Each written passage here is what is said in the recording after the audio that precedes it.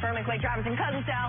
I want to welcome in host of the Coming Up Winter Sports Gambling Podcast, Jason McIntyre, to the VIP room. As we mentioned earlier, the Patriots are laying 10 points at home against Indianapolis. Coach Frank Reich is sticking with his aggressive mentality, even though it cost his team the game Sunday. Take a listen. In my mind, right now we're the best team in the NFL on third down. We're really good at converting those. So that's number one. Our quarterback was on fire. That's number two. Our offense was on fire. I didn't feel like they could stop us, so that was a big factor. It was a bit risky and it was a bit aggressive, but I think it was the right call, and I feel good about it. Just didn't feel good about the execution. Do the Colts have enough weapons to cover the spread in New England, Jason? What do you think? Well, Rachel, even without T.Y. Hilton, who may miss the game, he missed practice today, I think that the Colts are definitely going to be in play here. I want to give you guys a good number. Double-digit underdogs, 4-1 against the spread this season, and the public's going to be all over the Patriots here. The return of Julian Edelman, of course, Josh Gordon getting worked into the offense. Patriots just dismembered the Dolphins. Everything's coming up New England. But I just think 10, 10.5, that's a lot of points from my man Andrew Luck. I still believe he's one of the 10 best quarterbacks in the NFL. I think the Colts would be the play here. Jason, we saw Frank Reich with an ultra-aggressive game plan late. We saw a similar scenario play out with Tennessee Titans and Mike Vrabel.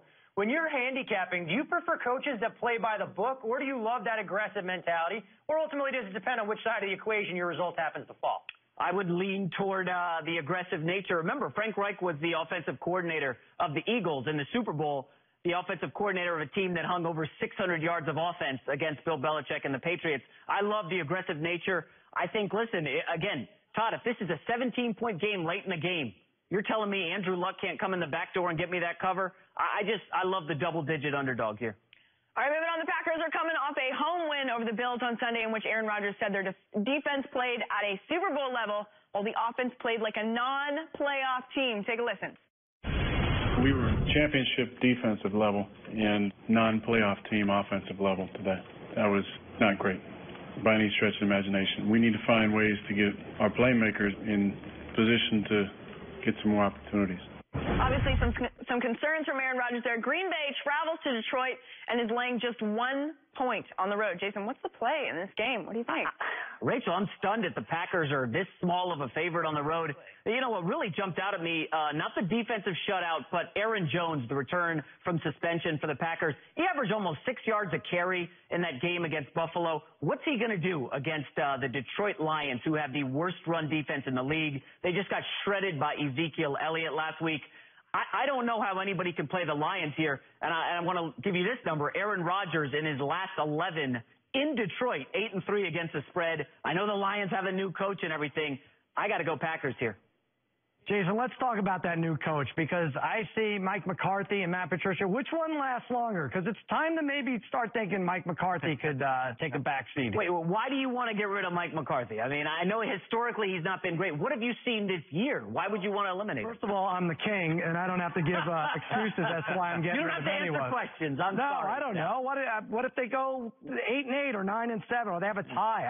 Not great resume. So yeah, far. Remember, no Aaron Rodgers last year. Is Aaron Rodgers going 8-8 or 9-7? I mean, again, this is a defense that's improving. Their cornerbacks, you know, Josh Jackson, the young kid out of Iowa, looks good. They had another cornerback from Louisville who's playing well. I think this defense is going to come around. A lot of new pieces there. If Clay Matthews would just get his head in the game and stop trying to clobber quarterbacks, maybe the Packers, it would help their chances. All right, I don't like your attitude. To the dungeon with Oh, I'm sorry, Jason. His head's gotten way too big for his crown. The Tennessee Titans are coming off a win at home over the Eagles.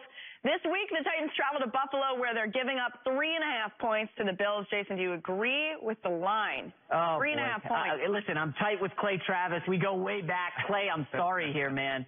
But I think the Buffalo Bills are going to be the play on the road. We're looking at, Buffalo Bills are at home. Tennessee is going on the road here, and they historically have not played well on the road. Look at Marcus Mariota's splits last year. On the road, 7 more interceptions than he did at home. Quarterback rating almost 20 points lower. I think after 2 quality wins, and especially beating the Eagles here, I think Tennessee goes on the road, takes Buffalo lightly, and the Bills are the play at +3, despite my disdain for all things Josh Allen.